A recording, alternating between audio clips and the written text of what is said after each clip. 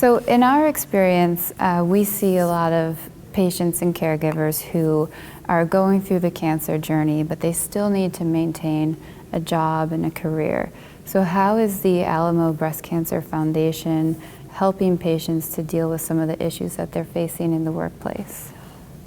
We know that there are federal regulations for patients who are going through a serious disease, that they have certain rights, and that each company is supposed to abide by those rights. Every company should be offering within it, that has a certain number of employees, the Family Medical Leave Act. So you get a certain number of days off and with your disease, and they will hold your job. They will hold a job for you, not necessarily the one you left, but a job, and that they can't just fire you because you have a disease and no longer pay your insurance. So we know that there are federal regulations. We know that each company is different.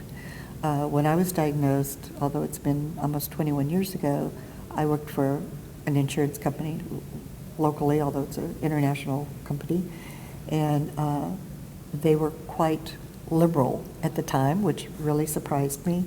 I was diagnosed, my boss said, whenever you need off, take off. Whatever you need to do, do.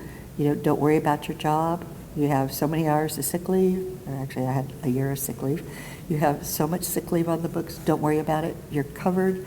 You know, we'll find someone to take your place as manager of your department until you get back. Yeah. Don't worry about it.